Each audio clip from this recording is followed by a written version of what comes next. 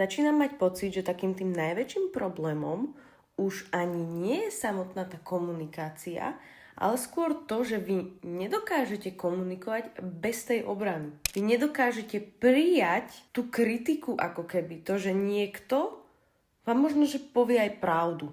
Nedokážete prijať svoje vlastné chyby, alebo možno, že by som to ani nenazvala, že sú to chyby, ale skôr voľaké naučené vzorce správania z minulosti, možno, že z vášho minulého vzťahu, alebo možno, že z detstva, že ste to videli u svojich rodičov a jednoducho ste si povedali, alebo teda si myslíte, že takto to má byť. Ale verte, či nie, ale vo väčšine prípadov to tak jednoducho nie je.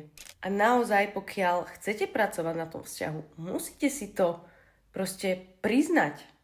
Musíte sa fakt v prvom rade pozrieť na seba. To nestačí len, že vy sami si poviete, a však ja viem, že som urážlivý, viem, že som žiarlivá, alebo tak. Ale reálne nájsť ten pôvod toho problému. Hej? Že kedy to vlastne začalo, alebo čo vám to spúšťa, aby ste to vedeli vyriešiť. Lebo poviem vám na rovinu, aj čo sa týka urážania, aj čo sa týka žiarlivosti, nie sú to veci, ktoré sú 100-krát príjemné v tom vzťahu a neviem, možno, že určitým spôsobom by ste ani vy neboli moc tolerantní, keby to robí presne to isté váš partner.